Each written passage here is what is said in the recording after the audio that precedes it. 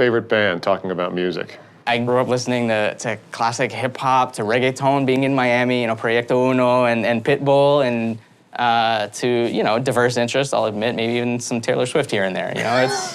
If it sounds good, I'm happy with it, yeah. Taylor Swift, you lost your cool with me, dude.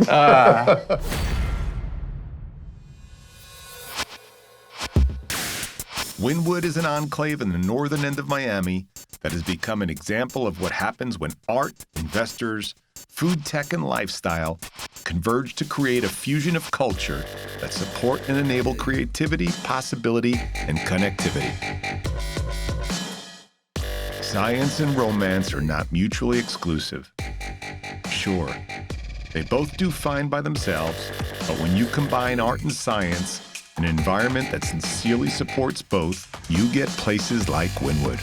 Art starts in blighted areas. We start painting, the guys start painting everywhere, and then brings in the attention of the developers.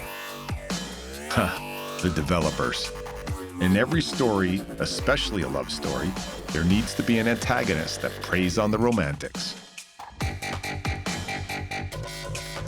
They are here for one reason and one reason only: to buy, build, occupy and displace the natives, and sell and accommodate those who want to consume the new vibe.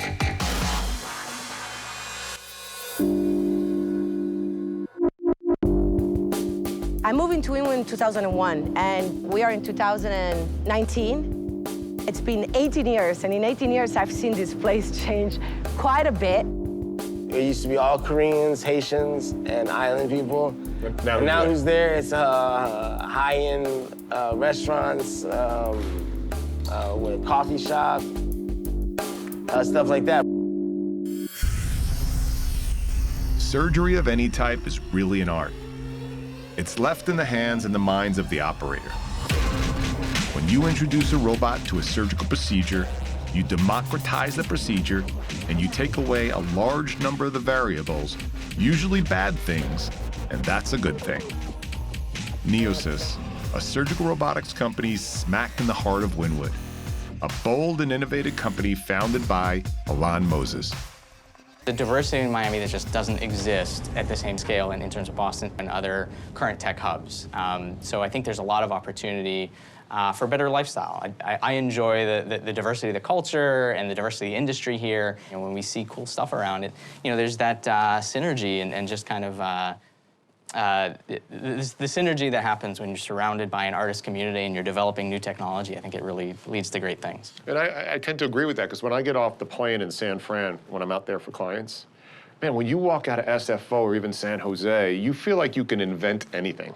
Right. When you're surrounded by artists, you're surrounded by new tech, you're surrounded by a medical community that's not far with the medical campus in downtown.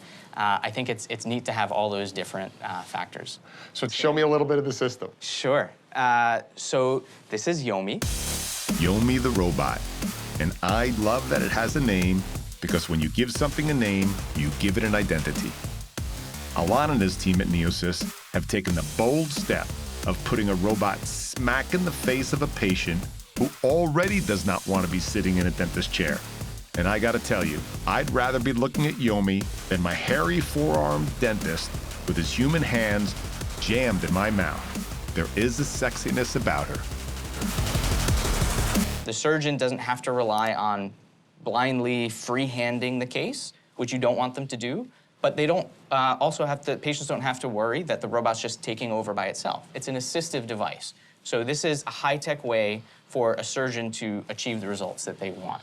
And this is not replacing a surgeon, it's actually augmenting their skills. Exactly. So patients don't have to worry that they just have to trust a robot and close their eyes, push a button, and everything's just going to go okay. They know the surgeon's always in control. So the robot's providing what robots are good at, which is dexterity and accuracy. But the surgeon's still there, participating in the surgery, providing what surgeons are good at, which is clinical judgment, human judgment during a case. So it's the best of both worlds. So patients can rely on both the surgeon having a human judgment, human in the loop, and the robot providing the kind of accuracy and dexterity that robots can provide. So when I go to the dentist, it's already a scary as shit experience for me, Yeah. right? And I'm sure people who go to the dentist have feelings like me, and now there's gonna be a robot on me. How has that been processed through the market? Yeah, it's been surprisingly positive. So you're going to be scared of the drill and the dentist anyway. What this does is it adds confidence not only to the surgeon that they're going to get consistent results, but also for patients to understand that surgeons have state-of-the-art technology. They're going to be able to provide standard of care with the latest and greatest devices. And they get to see what's happening. So the surgeon can better explain the procedure to the patient. And with this system, through the software planning, they can show the patient, here's the model of your jaw, here's where we're gonna put the implant, this is how we're gonna restore your teeth. And then the patients, some of them are a little technically inclined, they actually like to watch the screen. So during the surgery, they're seeing everything progress. So I'm seeing, it's like a little video game of going on inside while I'm having the procedure done. Exactly. We've got a robot, doc is still in control. We're moving forward into a high-tech world. Is Yomi the future of dental surgery? Absolutely. I think it becomes a critical device, platform technology for every dental office. You know, not only dental implants, but then broadly, every general dentist, oral surgeon, periodontist is going to have some critical functionality they'll find with Yomi. So Wynwood, it's so many choices. Wynwood, it's an exciting neighborhood, and we really wanted to incorporate ourselves into the neighborhood and the culture, which has a lot to do with artists and galleries. And so we got some graffiti artists to paint murals on the building just in time for Art Basel. The graffiti artists were the one that paved the streets for us. So I thank every graffiti artist that have risked their lives, you know, because they do illegal stuff, you know. And so I thank them, and we all thank them because they paid for us, you know. So thank you. Had there not been as much graffiti as me and my crew brought and other Miami people brought, those people wouldn't have been in Wynwood to start setting that whole area off had we not laid the foreground of it.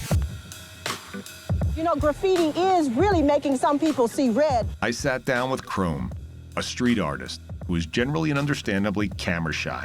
After all, he had a $1 million bail on his head, and he was hunted by the Miami police for being a brazen and bold graffiti artist. Bro, I got 1,001 stories. I have the worst luck on earth, bro. Who is responsible for Crook Chrome?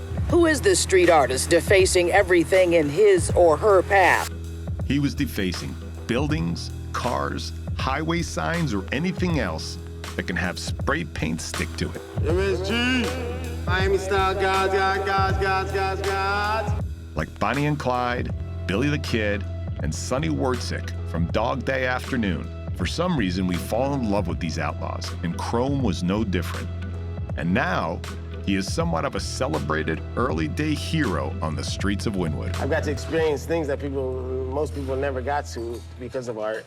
They knew I was gonna be something, a prophet of graffiti. Were they right, though? Grab that I don't want to sound tag? conceited, but a dedicated person. There's lots of great artists.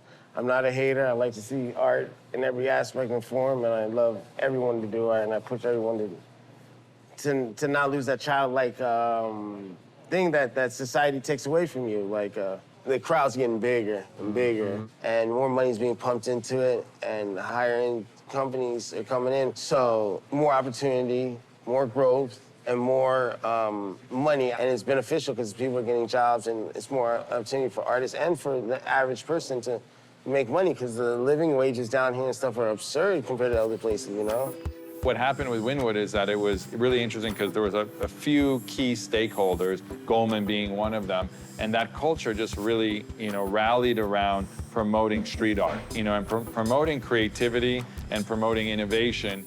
It's perfect for tech companies to come in. As long as they keep including the artists in the process, I think that is a happy medium there that we keep our fingers crossed that it goes through. I really believe when you merge art with technology, it's when you get the most interesting, innovative results. So that's where Wynwood is becoming the new epicenter for that merging.